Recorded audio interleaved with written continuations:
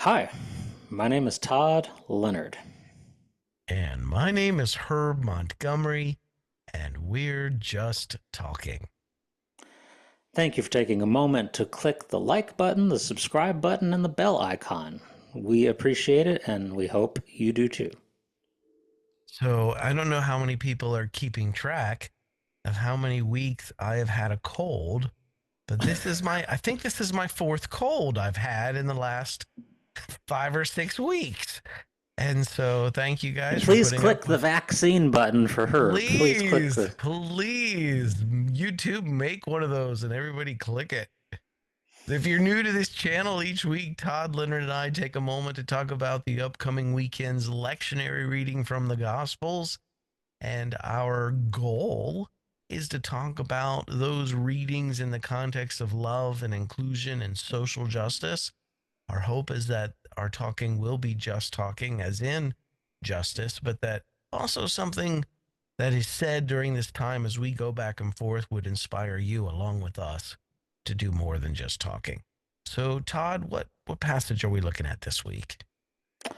We are looking at Luke chapter 15, and it breaks it down in some different verses, but we're basically looking at what is classically known as the parable of the prodigal son. Yeah. So, what is this? Is this true? I mean, I've heard this. I don't know if it's true. This is the most well-known story out of all the Gospels among Christians and non-Christians alike. Yeah, Do you that know wouldn't if that's surprise true? me. I mean, it's got to be up there. If it's not the story, it's So that got to means we be don't have right to up there. read it this week. Everybody already knows it. Right. All right. Good. Thanks for checking in, everybody. Have a great week. Excellent. Oh, so what jumped out at me this week, Todd, was the context, and I. So the tradition. I know this is going to come as a great shocker to you, but the traditional interpretation of this passage is problematic for me. Yeah, I know. I know. So the context is what gets me. Now, the tax collectors and the sinners were all gathering around to hear Jesus, but the Pharisees and the teachers of the law muttered, "This man welcomes sinners and eats with them." And so we launch into these stories, the lost sheep and the lost coin, and then this one, the prodigal son, and or the prodigal's son, rather. The son isn't prodigal, the father is. Um, right? I mean, doesn't prodigal, it just means extravagant, generous? That's a great question. I had not heard that before. I thought prodigal meant wandering. So No, I, prodigal means extravagantly generous. oh, It's the wow. prodigal's son. It's it's Oh, it's possessive. It's not an adjective. this is news to me, Herb. This blows my mind. Oh, You've just given me a gift, and I again we could end the broadcast right here. This has been that's. Thank you. I'm full. So, well, that's not the direction I was going to go in, but oh, yeah, once again, have a oh. great week, everyone. Oh, this is going to be All a right, quick one tonight. continue. So, what the way this parable is typically interpreted is in a very Pauline, we're all sinners, but God has grace on all of us. It's a or sin versus grace, and no condemnation. And then other people get upset because God's too gracious and God's too merciful, and that's not the political context of this story at all. And I understand that in the Pauline letters and in Paul's theology, the term sinner was universal. It was used for everybody. We're all sinners. We all fall short of the glory of God. Yada, yada, yada. But we in the Gospels, the synoptic Gospels, the term sinner in Jesus's society was used very differently. It wasn't used universal. Not everybody was a sinner. Those living outside of a person's interpretation of the Torah depending on which group you were talking to, the teachers of the law or the Pharisees or the Sadducees. If you were living outside of their interpretation of the Torah and your behaviors, you were defined as a sinner. If you were living within the teachings, their interpretations of the Torah, you were considered by that group to be one of the righteous. And so this was a delineating term. It was used to marginalize or to push people to the undersides or edges of their community. They were less than because, and one great example. Now, this has the potential to be incredibly boring. I realize that going into this. So bear with me. I promise you that if you hang in there with this, those of you who are listening, the payoff for this is really good. So in Leviticus 11:38, it tells us that if You water is, lost me at Leviticus. No, I'm I sorry. know, I know. This is the political context of this week's Okay. story. I promise All it's right. going to be worth it. All right. Leviticus 11:38 says, if water is poured upon seed, that seed becomes unclean. All right, so let's just that water portable. Now, what I think that means is anybody who gardens knows you got to keep your seeds dry because if your seeds get wet, they get moldy and they mildew inside the envelopes or whatever. You put them in little jars. Some people put them in little canning jars. Even you keep them dry. You keep them. Some people vacuum seal them. That's science, right? But if water is poured on seed, it becomes unclean. In Jesus's day, the rich and the elite, the Sadducees, owned most of the domestic grain farms. And and I'm going to tell you why they were able to do this. They raised the prices of their grain, which caused most people to have to rely on imported grain from Egypt. Most people who are poor or lower economic status, they had to depend on imported grain from Egypt in order to survive because the Sadducees' grain, domestic grain, cost way too much. But here's the kicker: the Sadducees took this verse in Leviticus, and because the farmland in Judea was arid and dry, the Egyptians actually irrigated their grain fields, which that's after you put the seed in the ground, you're watering your seed. That's not what Leviticus 11:38 is even talking about. Once you plant it, but the Sadducees interpreted this and said, "Your imported grain from Egypt. I know you can afford it, but eating that makes you unclean because that grain is unclean." And it just so happens by coincidence their definition of righteousness, what it took to be righteous or clean, lined their pockets with higher grain prices. There was an economic kickback for their theology to them. The Pharisees came in and they were more liberal in their interpretation, and they said, no, that's not true. You can eat imported grain. It's not going to make you unclean. That's not. They had a more the Sadducees were more conservative in their interpretation of the Torah. In this instance, um, again for economic reasons, while the Pharisees were more liberal. That's just one example of how the term sinner was used. It wasn't used like we're all sinners, we're all saved by grace. No, it was used for a specific political and social and economic purpose. What it basically meant in Jesus' day is you were poor. Hmm. There's an economic lining to it. Mm-hmm. Mm-hmm. And so what Jesus is doing here, I see, is he's not hanging out with all of these sinners and he's grace, warm, fuzzy, liberal that's just, no condemnation towards and so they gravitate towards. I know that's the traditional interpretation, but what he's actually doing is he's building the kingdom. There are people in these groups that have been marginalized by both the Pharisees and the Sadducees. And Jesus is including them. And it's not because he's having grace on them and saying, willy nilly, doesn't matter what you do. These people were actually responding to Jesus Jesus's gospel, like Nicodemus. He wasn't just hanging out with tax collectors and saying, what you're doing with the old tax collecting there is fine. God's a Hmm. merciful God. Let's just have great. Let's all just hang out and have a glass of wine together at the table. He wasn't doing that. The tax collectors were actually rejecting their complicity with the Roman Empire and Hmm. returning back to the Torah. Zacchaeus is a great example where he says, he heeds Jesus' call to sell his possessions and give them to the poor. He only does half, but he still does it. And then he makes restitution. And Jesus says, this man, today's salvation has come to this household because this man is a son of Abraham too. He's not outside the covenant community. Hmm. He's not outside the community to whom the promises had been made. Where others He's not did a deem sinner.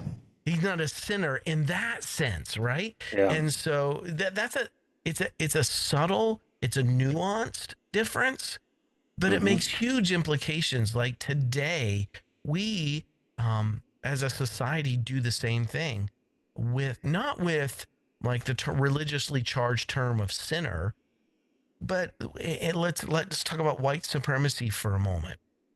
And in our society, there is still this white supremacist current that says anyone that's non-white, European, Western, is less than, right? Hmm. It's used to marginalize or to push people to the undersides. We do it with male and female. We do it with um, migrants. We with citizenry. We do it with LGBT folks, sexual orientation, Hmm. gender identity, and expression. We do the same thing. And some Christians will come in and say, and this is let me talk about LGBT for just a second. Some Christians will come in and say, this is the difference between the two interpretations. God is a God of grace. God has grace on all sinners. Therefore, we need to be inclusive of our LGBTQ siblings. Hmm. We would not use that same logic with women versus men. We need to have women pastors because God is God gracious to accepts all all sinners. sinners, right? Right. Or we wouldn't do it for people that are non-white. Right. We wouldn't say we need to include, we need to have diverse racial and cultural diversity in our worship communities because God has grace on all, as if the color of your skin makes you a sinner, or your Right. genitalia makes you a sinner, or your Right. economic status makes you a sinner. That's the way this was being used back then. We do that with the LGBTQ thing. Right. They're not sinners. They're just different than straight Yeah. cisgender people, and therefore we need to be inclusive of them because they exist. Period. And that's the beautiful diversity of the human race, right? Right. Where some people will take this parable and say, no, um, this is about God having grace on sinners, and what's actually happening in the parable is the son is returning home, right? He's left all that. Hmm. And you had these people that the Pharisees and the Sadducees had marginalized in their communities. And they were responding to Jesus's teachings, Yes. rejecting, they were returning home. They were rejecting complicity with Rome. They were returning back to the economic teachings of the Torah, including the tax collectors, while the Pharisees and the teachers of the law were remaining complicit with the Hmm. Roman Empire. They might be, like, take the seed example again. They might be broadening who can compete for righteous status within still an exploitative system, but it still was an exploitative system. They weren't rejecting the system and Hmm. embracing the kingdom that Jesus was presenting. And it's the same thing today when people want to talk about leveling the playing field or being more inclusive in our competitive economic system today, giving everybody Hmm. equal ground in which to compete with each other on. It sounds great, but it's not enough. We don't want a system where people can now just compete on equal ground because the system itself will still produce a winner and a loser. What we Right. want is a radically new system where we all win together. We rise by lifting each other up. Where we're not great until everyone's great. No one's saved till we're all saved. That kind of, we want a society where we're all taken care of, where we all have enough. That's the roots. Now, granted, they were they did see past their own gender and skin color, but that's the roots of liberal democracy, is Hmm. wanting egalitarian rights and well-being for everyone. Right. Yeah. I mean, that's my soapbox this week. I don't think this passage is really talking about sin versus grace and people getting upset at grace. It was, no, these people are actually rejecting Rome, coming back to the kingdom, but the society was, these were the people that had been marginalized within society, and Hmm. it was threatening their entire system. In other words, yeah, we had said more people could compete in this complicit system with Rome. You're doing away with the entire system itself. Where are we going to fit into that? I think that their own position in the system was being threatened. Right. And you see that in the interaction with the elder son in the story, is Right. you see the elder son saying, uh, hello, What what about me? place do I have in this? You I've been doing everything, crossing the T's, dotting the I's, you know, supposedly doing everything according to what I'm supposed to be doing, and I'm according to the system that I'm operating in, I'm doing everything Right. right, Right. and yet you have nothing for me. Well, the father was rejecting his system too. Right. You know what I'm saying? Like, he was Yeah. succeeding in the system that he had subscribed to, Yep. and the younger son wasn't. No. And Jesus was saying, "No, we're going to work on a totally different set of economics here." Yeah, it's like the father in the story didn't wasn't bound by the laws and the economics of the existing system. He was devoted to taking care of and embracing the outsider, the marginalized, the one who his children who had not been welcomed in the existing system. That's who he seems he's willing to do whatever it takes to bring them to a place of equity and belonging and a literal seat at the table. Yeah. So what this parable is saying to me then is not, I need to be nice to sinners. It's, who is it that is being marginalized and said they don't belong? Hmm. They shouldn't be included. And how can I include them? I mean, honestly, this parable is about inclusion and people Hmm. getting upset that certain people are being included that they don't think should be, And and that is not willing to embrace it.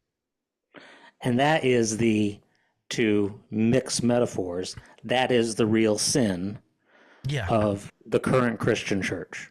Yeah. That that's the real sin, is that it is a very exclusionary uh, system of belief, in Mm-hmm. that it has winners and losers, outsiders and insiders, and your place is very much determined upon How you play your the game.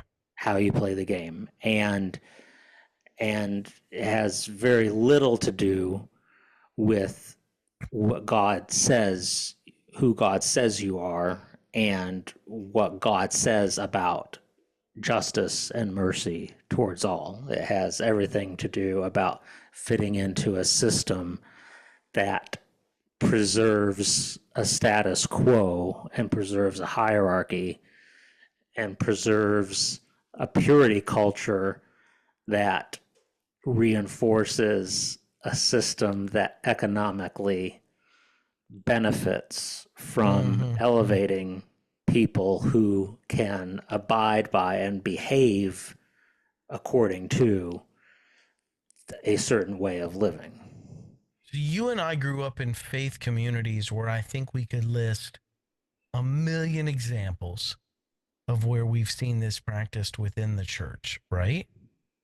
Is there any application to say removing diversity, equity, inclusion from our government policies, or from our military, removing Mm-hmm. Tuskegee airmen or women or coders, or what I'm saying, that Yep. anybody that doesn't, I mean, basically white male is the stories that weren't touched, right? Right.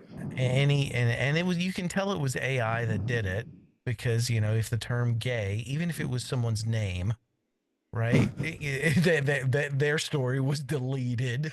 Oh, that's right. They had a they accidentally removed the Enola Gay story Right, right, because because her name was gay. that's funny.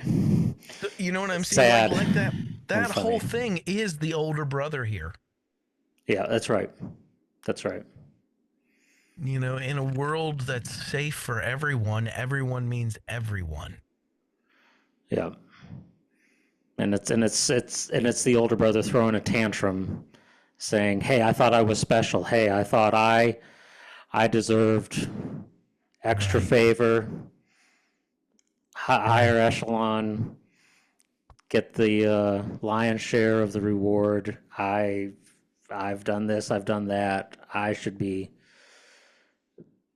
uh, fairly compensated for what Mm-hmm, I have mm-hmm. done, and I am not getting my just desserts. So it's there. I'm suffering reverse racism. I'm Right, suffering. right. I'm being persecuted for my Christian faith. I'm being persecuted Or I'm being for my discriminated skin against. color. Right. Right, because I'm white. Right. Right, right. Yeah. No, I mean, where do you begin with all that stuff? The root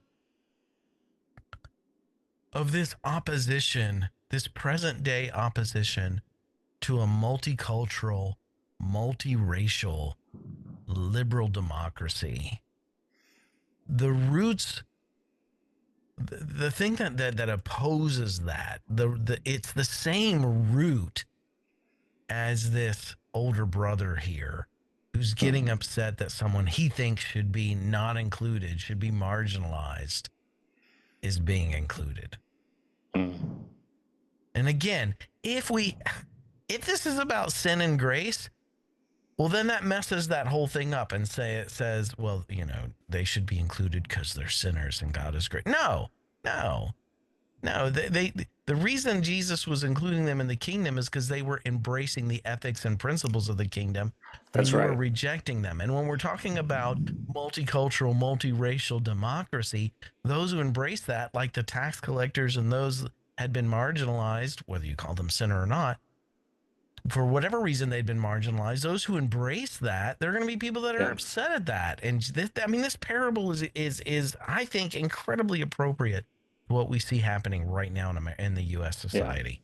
And this is why you would see Jesus embracing atheists. You would see Jesus embracing LGBTQ people. You would see Jesus embracing all sorts of people who have no place within conservative Christianity, but who are on the front lines of actually caring about the justice work of this Yeah, world, whether they assign it to God or not. They because care about justice, they care about equality, they care about inclusion, they care about the things that the historic God of Christianity and of Judaism says that he cares about. That's what they care about. And so this is, if there is a God in heaven, he would be in favor of anybody who is caring about those same things, which has nothing to do with a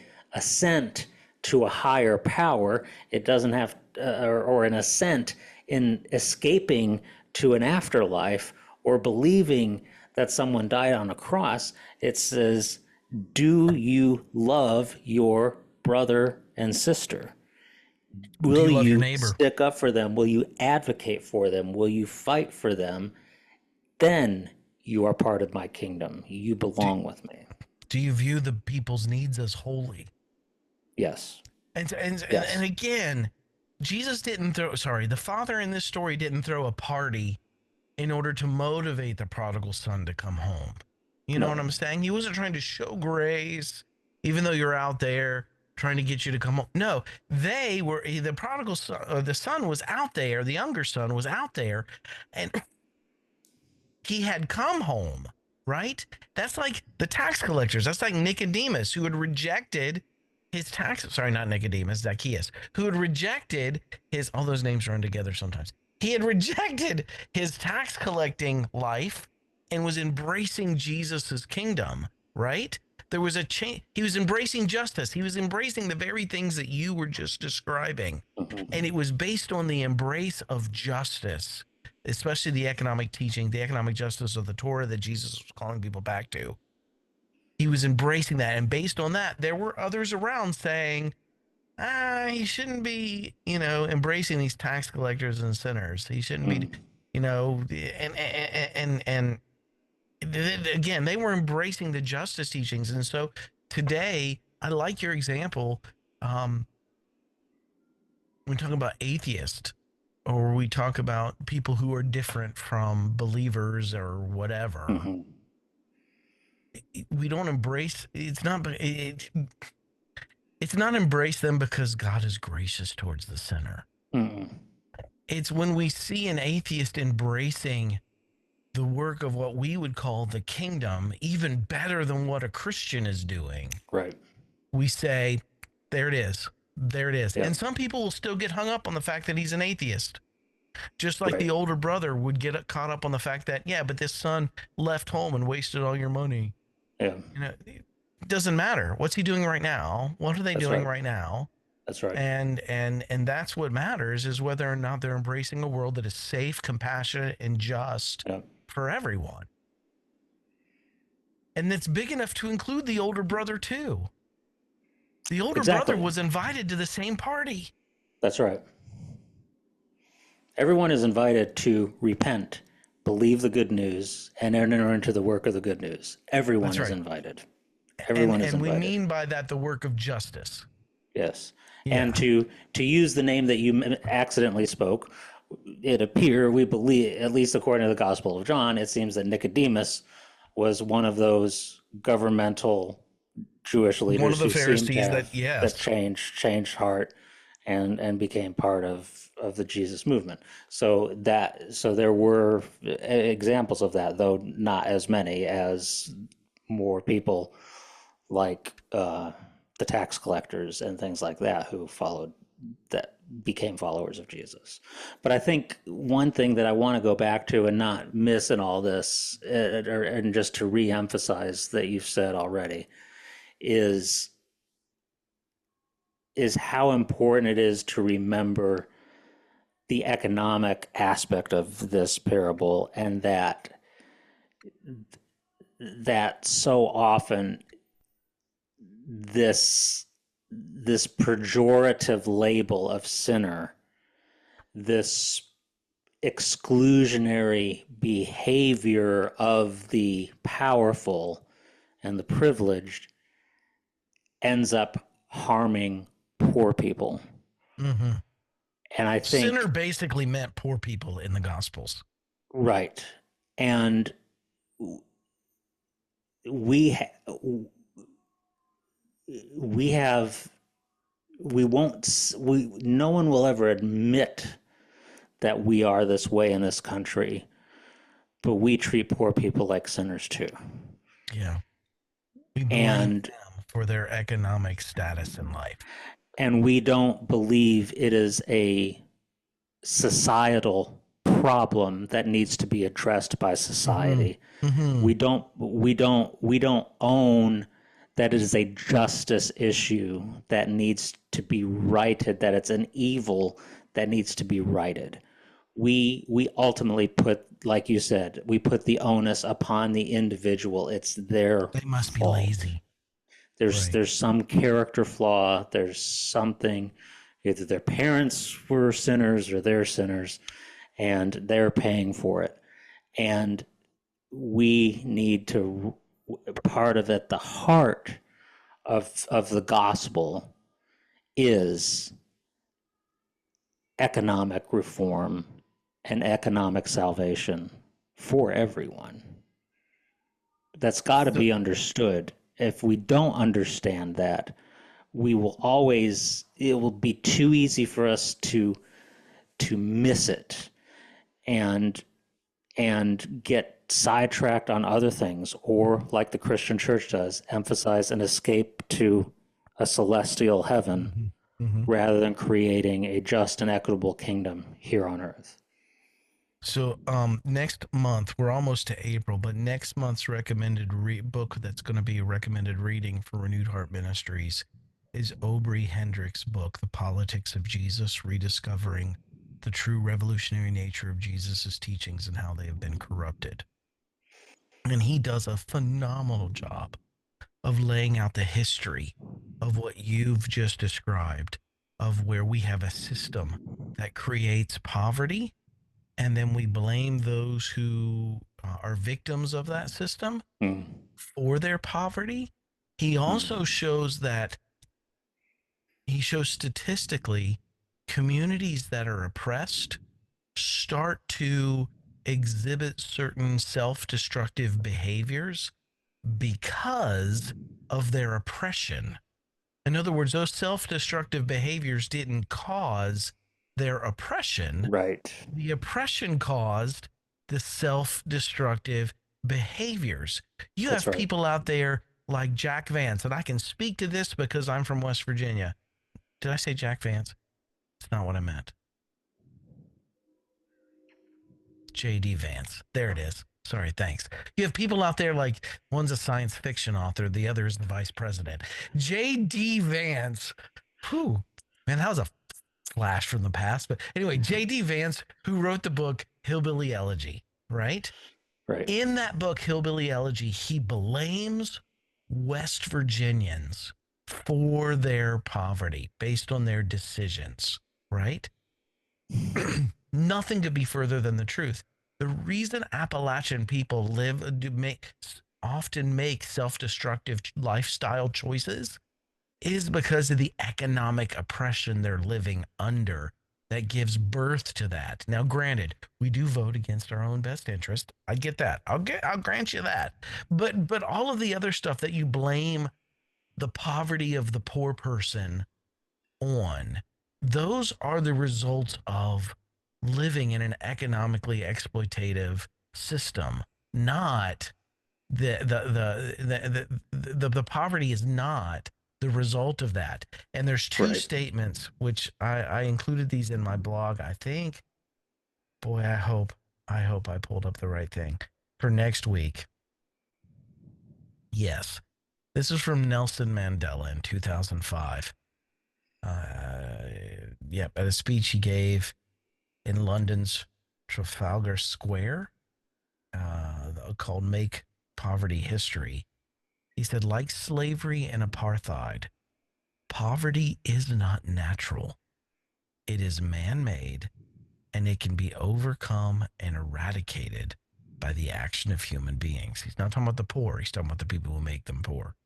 Mm-hmm. And then I was reminded also of that statement reminded me of Gustavo Gutierrez's statement in The Power of the Poor People in History on page 44. He wrote, "The poor person does not exist as an inescapable fact of destiny. His or her existence is not politically neutral. It is not ethically innocent. The poor are a byproduct of the system in which we live and for which we are responsible. They are Mm-hmm. marginalized by our social and cultural world. They are the oppressed, exploited proletariat, robbed of the fruit of their labor, despoiled of their humanity. Hence, the poverty of the poor is not a call to generous relief action, but a demand that we go and build a different social order." Mm-hmm. So the self-destructive behaviors that you see among some people who live in poverty, again, is the result of that poverty.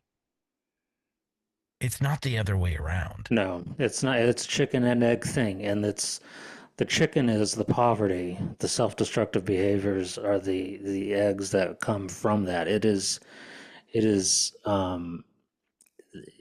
there. I mean, there's research that says that poverty will lower your IQ over time. That's not stupid people get poor. That's poverty Poverty. will take somebody who is intelligent and will reduce their intelligence because it is so oppressive that That's it right. literally reduces your brain's ability to function. Yeah. Yeah, exactly. Exactly. And that's not saying that there aren't incredibly brilliant poor people out there. Of course not, and it doesn't mean it reduces somebody from into a mentally Right. disabled state. It's just saying that your brain is so overwhelmed by the burden of Survival. poverty that you can't think as well as That's if right. you were in at least a middle class stable economic state. You're just trying to survive. And so all your energy is bent on that. Right, right. Yeah. So And yeah, again, even in our discussion right now, Todd, we're including the younger brother. You know what I mean?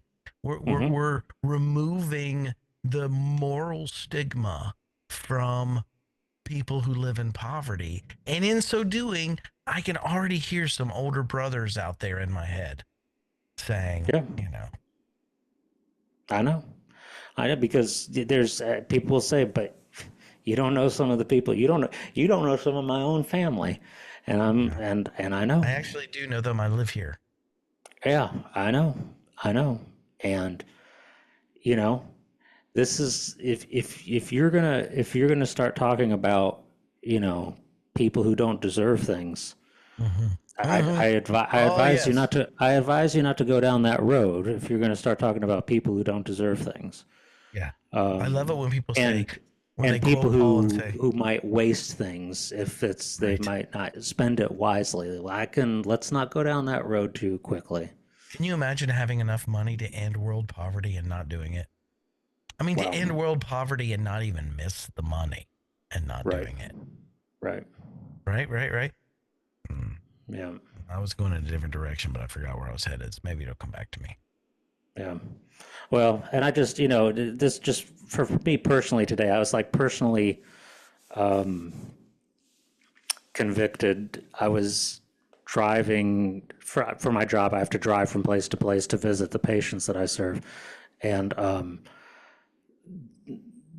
the road system in Louisiana is poor. Mm-hmm. It's horribly underfunded. So the roads are broken, potholes. They're a mess, and they're not able to keep up to provide the Sounds like you guys need an infrastructure program. we need an infrastructure program to widen roads to handle the traffic. So I'm just creeping along in traffic because I'm on a road that cannot handle the volume of traffic that it has, and I'm complaining and griping and saying, wow, I am being so inconvenienced because my state will not pay for and get the infrastructure done what needs to be done. And as I'm doing that, as I'm slowly creeping by, is a homeless woman sitting on the street. And I'm Mm-hmm. saying, Todd, please remember Mm. that in the prioritization of economic issues, please remember that your inconvenience of traffic is not the first priority. Mm. That it is I love that that. woman on the street. It is some of the patients dilapidated trailers that you've been in and their families. It is it it is that those situations that need to be addressed. That is the fundamental moral issue of our society, is that we Yeah. have people living like that in this country. Yeah. That's heavy. I like that. What a great What a great I'm call to refocus. I'm so distracted by my own issues Yep. and my own moral high horses Right. that it is so I'm telling you, man, this is why this is so important for me to always hear the economic issue, because it's too easy for me to forget the poor. Right. It's too easy to forget the poor. I can get on immigration. I can get on LGBTQ. I can get on race. I can get on almost anything else before, and I'll keep forgetting about the poor. I don't know what it is. It's a problem. I Hmm. can in my justice stuff. Well, I get exactly, on, because we would much rather fight for equal rights that preserves the competitive system. right. You know what I mean? It's way Yep. easier because then our position isn't threatened as much. Yeah. I think You know that's what I I'm think that's saying? some. Yeah. I think you're right. In Yeah. other words, economic justice has to be a part of every other work of justice. Yep. Racial justice, um, gender justice, LGBTQ justice. It has to care about the poor people in those communities too. Yep. Yep. Otherwise, we're just saying let's give everybody equal access to compete in the world of capitalism. Yeah. You know what I Yeah. mean? And that's not It's a good that's point. not not enough. It'd Right. be a good start, but not enough. So I thought about what I was going to say a minute ago, and that is where Paul or whoever it wasn't Paul, but I mean it's attributed to Paul. Those who don't work don't eat. You know that whole thing. Mm-hmm. Mm-hmm. Well, the opposite of that is those that work should eat. In other words, they should get a living wage from their labor, right? Right? Right? And the other, and what about passive income? Is that really talking about lazy poor people, or is it talking about lazy rich Hmm. people? Those who don't work Hmm. don't eat. Hmm. Hmm. Passive income that you don't have any labor attached to. You're exploiting someone else's labor. Just interest. Just a thought. Just a thought. Oh man. And just see, this is why we want to forget about the poor people, because you It start saying is. stuff like that, that starts Right. hurting. It does a Starts little bit, hurting. doesn't it? Now you're meddling. Now you're stepping on Yeah. toes. Yeah. Yeah. Well. So again, what we're talking about, it was something that might be good to and then this will be probably one of the last things I say. A good exercise this week would be go back through the stories of the prodigal son, the entire chapter here, the lost coin, the lost sheep, and everywhere that you're used to interpreting this as grace for the sinner. Replace that word sinner with poor person.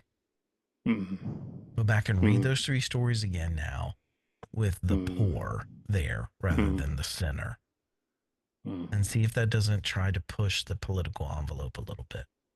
Well. So that's what I got this week, Todd. All right, man.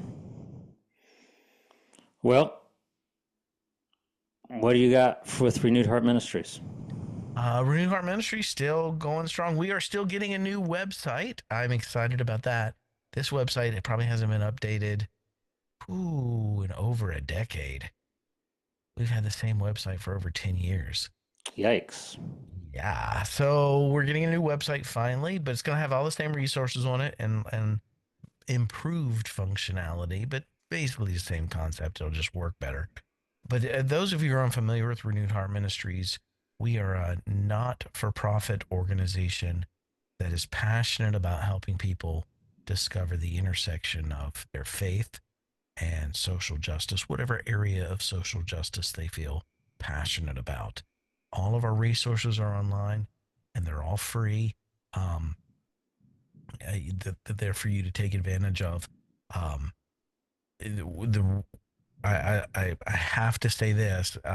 The reason they're free is because of our many supporters that are out there, and I want to take a moment just to thank once again all of our supporters. Those of you who value Renewed Heart Ministries work and you're contributing to it and you're keeping us going, keeping us doing what we do. Um, we couldn't do it without you. And if there's any of you out there who would like to join them in supporting Renewed Heart Ministries work, You can do that by just going to renewedheartministries.com and clicking donate. What's going on with you this week, Todd? Not a whole lot, but just to keep in mind that coaching is available at tjlcc.com, and be happy to connect with you for uh, spiritual exploration, religious trauma, LGBTQ questioning issues, family relation dynamics, things like that. Be happy to meet and talk with you about those things. So tjlcc.com. With All that, right. Thanks, we Todd. will say we will bid adieu until next week. What are we going to do? Uh, we'll bid adieu. That's right. Here Um, in West Virginia, that means something different. I'm sure. So we'll say we'll see y'all later. There you go. That's better for Louisiana and West Virginia. Um, but anyway, great to be with y'all, and we will see you soon. Thanks, everyone. See you next week.